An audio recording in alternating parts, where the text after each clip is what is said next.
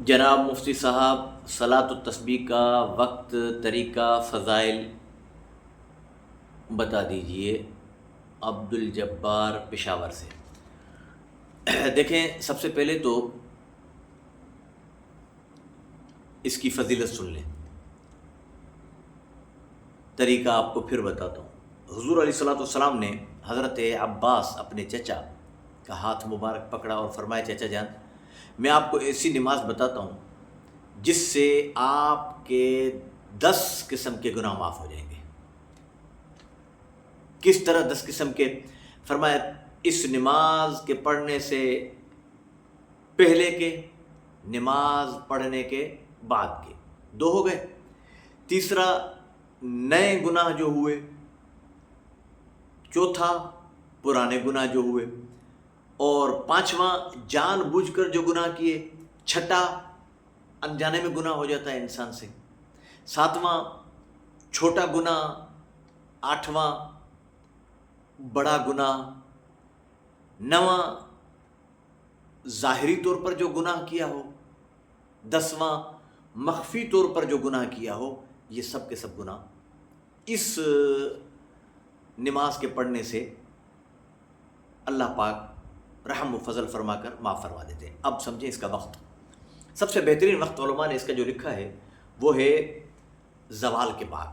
جیسے آج کل ہمارے ٹنڈو آدم میں زوال کا وقت شروع ہو رہا ہے 12:35 پر، تو 12:35 سے 10 منٹ زوال کو چھوڑ دیں، 20 منٹ زوال کو چھوڑ دیں، 20 منٹ زوال کے بعد آپ پڑھ لیں۔ سب سے بہترین وقت اس کا یہ ہے۔ اس کے بعد دن رات میں جو مکروہ وقت ہیں ان کو چھوڑ کر کسی بھی وقت یہ نماز پڑھی جا سکتی ہے۔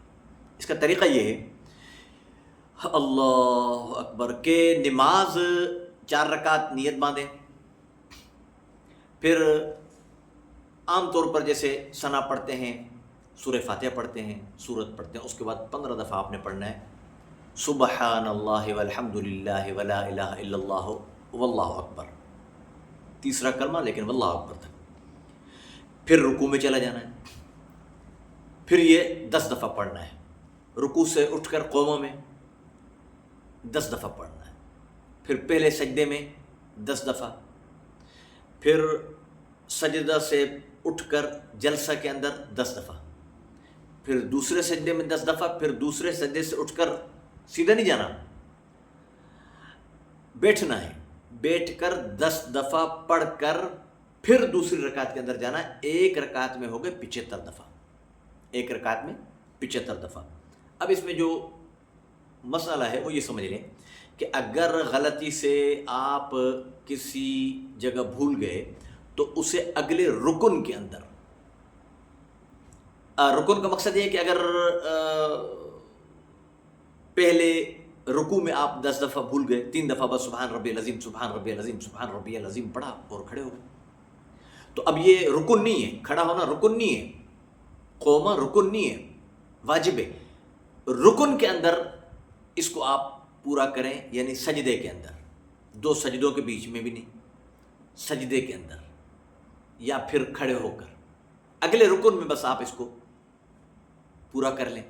کسی بھی طریقے سے علماء نے لکھا ہے کہ پہلی ایک رکعت کے اندر، ہر رکعت کے اندر 75 دفعہ آگے پیچھے ہو بھی جائے، پورا کر لیں تو اللہ کی ذات میں امید ہے کہ اللہ پاک قبول فرما لیں گے۔ پھر حضور علیہ السلام نے فرمایا اپنے چچا کو، چچا جان، ہو سکے تو ہر روز پڑھو، کتنی اہم چیز ہے، ہو سکے تو یہ ہر روز پڑھو، اور اگر نہ ہو سکے تو ہفتے میں 1 دفعہ ضرور پڑھو۔ فرمایا یہ بھی ممکن نہ ہو، مہینے میں 1 دفعہ ضرور پڑھو۔ فرمایا یہ بھی ممکن نہ ہو تو سال میں 1 دفعہ پڑھو، یہ بھی ممکن نہ ہو تو زندگی میں 1 دفعہ ضرور اس کو پڑھو۔ کتنی اہم نماز ہے کہ حضور علیہ السلام فرما رہے ہیں زندگی میں 1 دفعہ اس کو ضرور پڑھو۔ اللہ پاک مجھے اور آپ کو عمل کی توفیق عطا فرمائے۔